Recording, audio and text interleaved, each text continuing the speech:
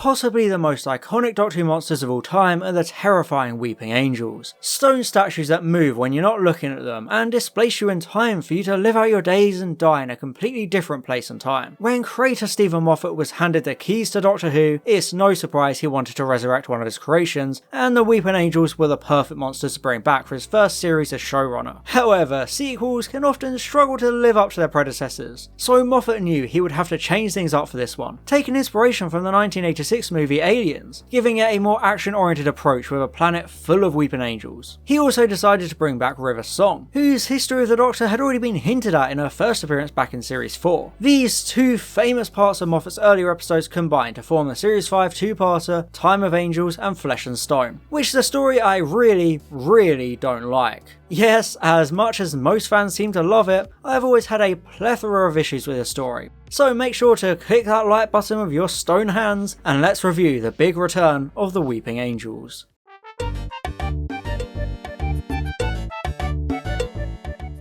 One of the most notable features of this two-parter is the return of the enigmatic River Song, who had previously appeared and died in Series 4's Science in the Library Forest of the Dead. I both like and dislike the opening, setting up her reappearance. It's a decent build-up with the dueling viewpoints of Secret Agent River in the past and the Doctor chilling in the museum in the far future, with the reveal that she leaves a message for him to come and rescue her. Now, I always enjoy the idea of messages through time leaving hints for time travellers. Funnily enough, we saw it in Blink as well, and it works here to kickstart the narrative, River doing her best Last Jedi Princess Leia impression. Oh, so everyone else can fly around in space, but when Scooty does it, oh no, she can't survive. It's outrageous, unfair, and I will not stand for it. But in all seriousness, it is an exciting sequence. But I feel like Moffat falls into a lot of the traps that will later define the main criticisms of his era. It's written in a way that makes it seem a bit like he's celebrating his own genius, but it also begins the over-sexualization of River, which would only get worse and more comical over time. Sure, she was flirty and risque in Science in the Library, but it feels massively dialed up here to an almost uncomfortable level. Moffat, as usual, getting horny over his own characters and writing one-handed. This kind of writing continues to come up and it feels very weird to watch, even if Alex Kingston manages to do a good job with all of it.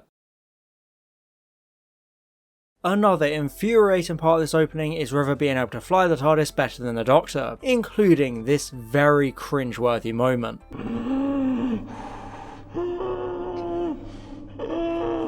Now trust me, I like a confident and domineering woman, but River is so annoying here with her snarky one-liners and remarks to one-up the Doctor and make him look stupid. She suddenly transforms from being a mysterious figure from his future to basically being a carbon copy replacement of him, knowing how to do everything but better. This kind of relationship worked well in her first appearance because it was relatively small scale, and as we all know, David Tennant could get chemistry out of a rusty spanner. But it doesn't work nearly as well in this story. When Romana one-acted this way, it was great, because it was part of her character arc. Her stuffiness and adherence to the rules contrast the Doctor's erratic rebelliousness extremely well. But the important part is that they learn from one another. Romana learned to improvise and create seemingly ridiculous plans, whilst the Doctor learned to respect her and accept her company, along with discovering her radiating Dommy energy. I just don't think this kind of dynamic exists in this story, because of River and the Doctor meeting out of order. It's too early for them to have two-way chemistry, so their relationship feels a bit forced, with the script desperately insisting they have so much history and familiarity, but in execution they just kind of exist on screen together and not much more. Yes, we are. Sorry, what? Talking about you. One of the ways the story tries to explain River is through Father Octavian and his church. This church would become an important part of A Good Man Goes to War in Time of the Doctor, so their introduction here is pretty significant. I like the driving force behind them, Moffat completely overhauling Christianity into a futuristic military marine force, showing how a religion has to adapt with the times, just like warrior monks and crusaders, but this time in space. It feels a lot more interesting than your typical run-of-the-mill space marines that tend to show up in these narratives. Father Octavian is a prime example of this, a three-dimensional character with his own opinions and perceptions of the world, rather than the generic Mr. Military Man. He doesn't make it through the story, but that wasn't obvious from the beginning, so he actually feels real, with a powerful acceptance of his death. I think so.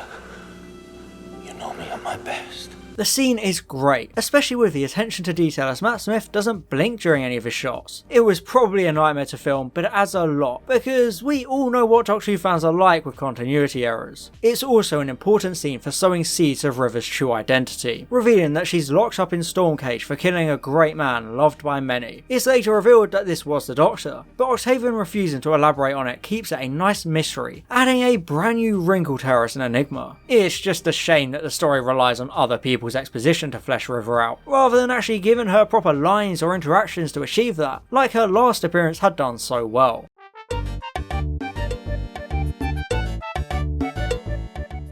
After River escapes from her secret agent task, the TARDIS trio follow the ship to Bad Wolf Bay, Alfava Metraxis, which I've been to, and there were no Aplan temples to be seen anywhere. Instant F rank, unbelievable. Thanks a lot, Moffat. I do like the setting of the episode, with the Maze of the Dead incredibly striking and intimidating to look at. Catacombs, probably dark ones. Dark catacombs, great. However, this great setting takes a backseat to the iconic Weeping Angels, which had made their debut in Series 3's acclaimed story Blink. Now, if you're familiar with my channel and have seen pretty much one of my most popular videos, you'll know I hate the Weeping Angels in both their main appearances during the Moffat era. I do like the initial setup, with a solo, dormant angel causing the ship to crash, but there's just so much wrong with the monsters in this story, even from the very get-go.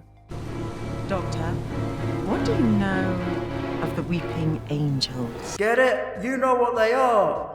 The earlier moments of Time of Angels do bust some myths and theories though. One of the main solutions people have thought of was putting a camera on the angels to stop them moving, but the CCTV scene immediately proves that idea wrong. It's very sinister, upping the ante and making them terrifying all over again, like any horror sequel should do, rather than just repeating the same plot points. Moffat even busts the idea of winking to avoid blinking, but it seems that no one actually remembers Amy doing that and failing at it. So take that, commenters, finally I have something to correct you on. Not so smart now, are you? One of the other few good things the story does with the Weeping Angels is use the Maze of the Dead as a slow burn reveal. At first it's just the perfect hiding place for a surviving angel, which itself is chilling because you don't know where to look and constantly have to worry about being left exposed. But the real kicker comes when the Doctor realises that every statue only has one head, despite the native Aplans having two, meaning every single statue in this entire maze is itself an angel. It's an incredible twist, creating a real oh shit moment, skyrocketing the stakes and the tension. The characters are in too deep now with no way out, surrounded by hundreds of Weeping Angels. Blink was terrifying and that was simply a small scavenger quartet, so we immediately understand how much more dangerous the monsters are now. The escalation mirrors Aliens, where there was suddenly a hive despite one single xenomorph having been unkillable in the first movie. The stakes are actually higher in Time of Angels, because the Weeping Angels don't become bullet sponges like the xenomorphs were. You can't shoot them or blow them up, they're an invincible swarm, making them the ultimate threat, a great way to handle the second, bigger appearance of a striking, one-use monster. This all leads to an incredible cliffhanger for Time of Angels, trapping the protagonist with no way out. It's kind of like the Moffat cliffhangers were in the Davis era, placing the protagonist in the worst possible position to make the audience speculate on their survival all week. This time though, it does show what the Doctor does to escape, but it doesn't explain how it will save them or show you the aftermath. And even if Graham Norton ruined it when it was broadcast, it's a high stakes and memorable cliffhanger, with that brilliant speech and the perfect use of I'm the Doctor. It keeps you on the edge of your seat, like any good cliffhanger should, and the resolution is satisfying too. Earlier in the story, the clerics had set up a gravity ball to light up the catacombs. It's a good use of a minor background thing, because the Doctor shoots it to manipulate gravity and land them on the ship to escape the Angels. It doesn't feel convenient or cheap, because the groundwork was already there, so it works well. I also adore the following corridor scene, one of the most memorable Weeping Angel moments, reminiscent of the turret scene in Aliens. This is exactly what you would expect when it comes to pairing Weeping Angels with sci-fi action marines. It's tense and exciting, this sense of simply having to escape because there truly is no way to fight back. It's like using machine guns against Daleks. All it does is give you the sense that you're actually doing something, even though you know it's all meaningless. I wish we had more moments like it in the story, to capitalise on the military presence, but this is pretty much the only time we get to see the soldiers fighting the Angels. It's definitely missed potential, but I do like the mini base under siege feeling as the villains try to open the doors, making it seem like there's no time to rest. Our protagonists have to keep moving and can't even spare the time to breathe, so the threat of the Angels stays consistent throughout. However, one of the main things I don't like about the monsters in this story is how they both talk and move throughout. Blink had masterfully manoeuvred the narrative in a way that told you what the Angels' plan was without them ever actually saying a single word, because they were silent, deadly creatures. They never needed to exposit their plan for you to feel the danger and threat they pose to the entire universe. The Doctor essentially spoke for them, telling you what they wanted. Time of Angels, however, literally gives them a voice, since they can just now snap necks and take their victims' voices, apparently. And I know in my old video I was wrong to bring up the whole neck snapping as a bad thing, because the two-parter does explain that these angels don't have the power to send people back in time. It does make narrative sense for them to be neck-snapping slasher villains, but I still think it takes away from their originality and mystique by relegating them to this conventional way of killing, especially because they kill the black characters first in the classic horror movie trope. Additionally, the voices detract from how mysterious they are, since they take Bob's voice to taunt the protagonists. I just feel like it gives too much away. The Angels were never supposed to be a cackling villain. They were just designed to be the ultimate scary, wordless monster. So by giving them a voice, they just don't feel special anymore. Similarly, this story drops a megaton bomb of a plot hole into Blink, establishing that any image of an angel becomes itself an angel, even if you simply look into its eyes, because it appears in your brain or something? Yes, by staring into the monster's eyes, Amy begins to have hallucinations of stone, because she's slowly starting to turn into an angel or something along those lines. Sure, it gives Amy something to do in the story, with her blindness and flesh and stone adding a lot of peril to her situation, but it just feels really weird. Remember, Larry had also looked into the eyes of an angel, so does he have one inside him? It's just another case of Moffat wanted to shoehorn in his flashy new ideas, even if they completely contradict his old flashy ideas, so it's very messy. It also means that Sally's pictures of the angels must surely be angels as well. Sure, you could say that the photos are what sent the Doctor and Martha back in time to begin with, but if it had, I doubt he'd need to read a book to find out images can do that, so it's a huge plot hole. Also, like I pointed out in that old video essay, Moffat establishing this as part of the Weeping Angels lore means every single image of the Statue of Liberty is also its own angel, because of Angels Take Manhattan, which never actually acknowledges or explains away that bit. Bit awkward that, isn't it? But by far the worst Weeping Angel moment of the story comes during Amy's blind journey through the forest. Even though it's a tense scene, it has an absolutely ludicrous driving force behind it. You're gonna have to walk like you can see. I really hate this. The angels don't choose to freeze, it's hardwired into their biology to be frozen when observed. Moffat himself set those rules. They can manipulate lights to force people to not perceive them, but they have to play by the rules because they have no choice. They would know if someone can't see them because they could still move. So it makes no sense that they would steer clear of Amy if they think she was observing them, because if she was, they would be stuck in place rather than choosing to be stuck in place. This idea that they can just decide to be frozen is so annoying and frustrating because it breaks all the carefully established laws Moffat created in the first place. I'm running, and right now they're not that interested in you. They'll assume you can see them. Amy literally cannot see them. Nobody else is looking at them, so they can move. It's that simple. There isn't a grey area, no matter how you look at it. Sure, you can say, ooh, the audience are the ones looking at the angels, so they can't move after all. But then we literally watch them moving. And yes, this absolutely makes me seethe. Blink established that they aren't stone when they move. It was explained that nobody knows their true form. That was their biggest appeal because there was so much mystery and interpretation to it. This scene is like having a sequel to Midnight, where some random bloke shows up and goes, "Oh yeah, I'm the entity, I just took Sky's form for the Bants." Lol. It's incredibly disappointing and dismantles all the fascination I had regarding the monster, basically rendering the majority of the story's positives completely moot in one fell swoop. The destruction of the angels at the end is also a letdown. Almost like Moffat realised he only had a couple of pages left, so suddenly had to come up with something. Indeed, the gravity fails and the angels just fall into the crack to be erased. There was groundwork as the monster slowly drained the ship's power, but the resolution comes so suddenly and conveniently. I guess that's the problem with an unbeatable foe. They can't exactly copy Blink and trap the monsters with their own power, so there's no easy way to write them out. In the end, Moffat just has to do a doomsday and dump them all into the glowing white light. It's style over substance, an unsatisfying conclusion, especially as the episode just moves on. So yeah, the angels are basically just crap in this episode.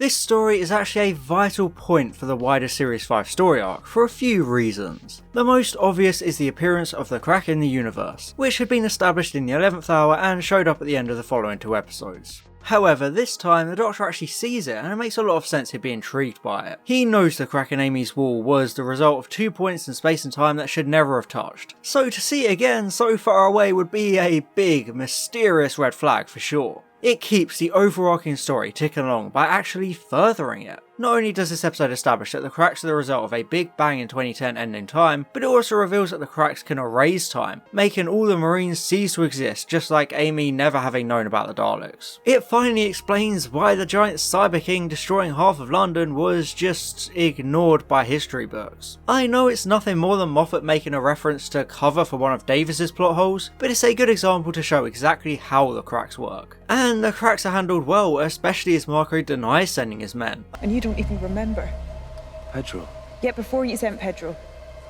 Who's Pedro? Imagine knowing someone you know just never existed. You would feel like there's a problem with you because you have all these memories and interactions, names and faces, but nobody else in the entire world remembers them. It was actually a big plot element in Primeval Series 2, completely erasing a main character due to time shenanigans, so I like the Doctor Who draws similar concepts with the Marines and later Rory himself. The ending of the episode also gives a bit of narrative progression for the wider series, as River explains the Doctor will see her again when the Pandorica opens. See Chibnall? This is how you use a pre-established character midway through a series to hint at a finale. This is actually the second mention of the Pandorica, so it serves as a tantalising teaser for things to come, because River was apparently there, so it is a great part of the wider series arc. And then the episode ends with the Doctor and Amy staring out at the ocean, the Time Lord realising that time can actually be rewritten after all. It's a really nice touch to end it on, the perfect moments for credits to roll, right?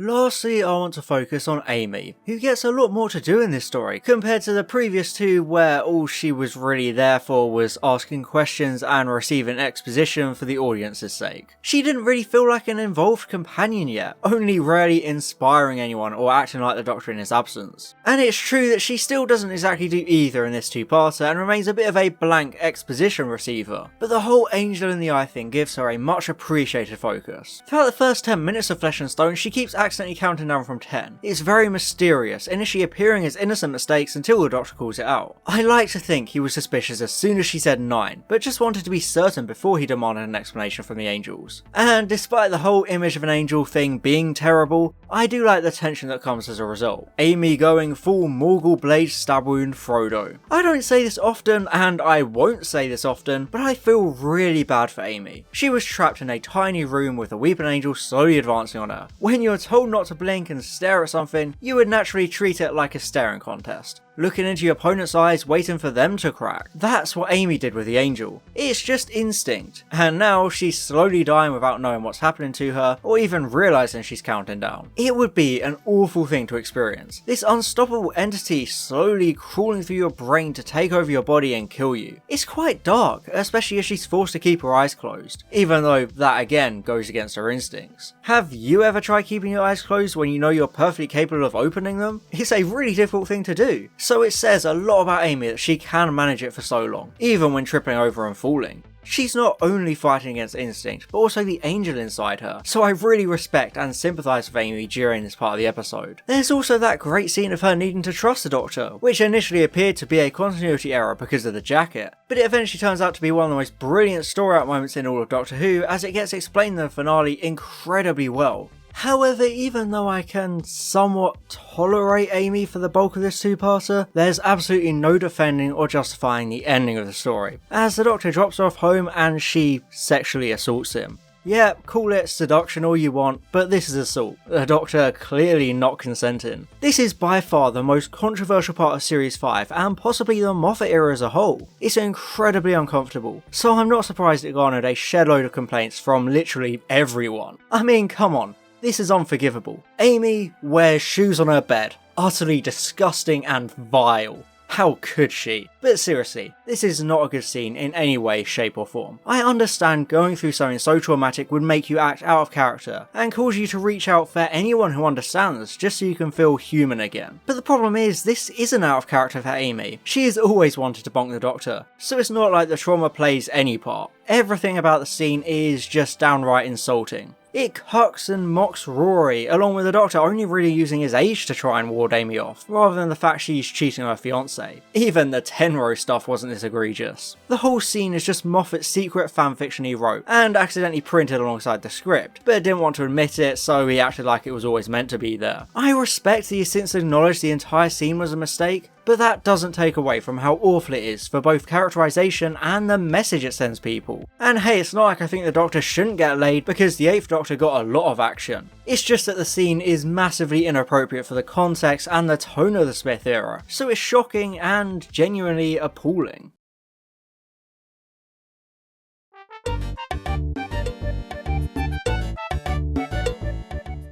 If I had to sum up Time of Angels and Flesh and Stone in 3 words, it would be style over substance. I know I've been throwing that term around in every Series 5 review so far, but I think this story is the biggest example. It looks good with some fancy sci-fi visuals and nice directing, but the writing is all over the place. The Weeping Angels are simply abysmal across the entire story. So much of the goodwill and mystique Moffat had carefully crafted in Blink is undone as the lore is completely obliterated. The Weeping Angels move, talk, and do so much to devalue themselves as a unique and imaginative threat. I like the idea of a more action-oriented approach to the iconic monsters, but it completely mishandles them and makes them generic slasher movie goobers with only a few brain cells between them. On the other hand, Matt Smith is phenomenal, which is especially notable considering these were the first 2 episodes he filmed as the Doctor, so it's amazing that he doesn't at all feel green or rough around the edges. There are plenty of moments showcasing his range, with nerdy technobabble, angry outbursts, and some ponderous scenes, really giving you a sense of everything Smith can do. Amy is also solid in this episode, getting more to do than she had in the previous 3 stories, even if the final scene is absolutely horrendous. Overall, Time of Angels and Flesh and Stone deserve a stony D rank on the Series 5 tier list. I like the furthering of the Crack in Time story arc, the more obvious narrative a welcome break after the subtle ones of the Davis era, so it's a narratively significant story, but there's just so much I hate about it. Even without the Angels, you have River being written insufferably. She's good at points, but suffers from Moffat's fetishization of the character, feeling like more of a caricature than she was in her first appearance. Like I said, it's a style over substance story.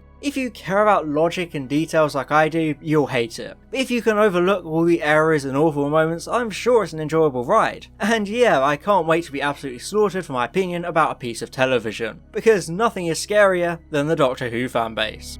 And I'd like to give an extra special thank you to my Diamond level patron Daniel Shillito, my Platinum patron Fallon Cortez, and all my Gold level patrons Alex Marston, Calvin, Franz Horn aka Line Vortex, George, Herna Verzog, and Stefan Never Miller. Thank you so much for your support.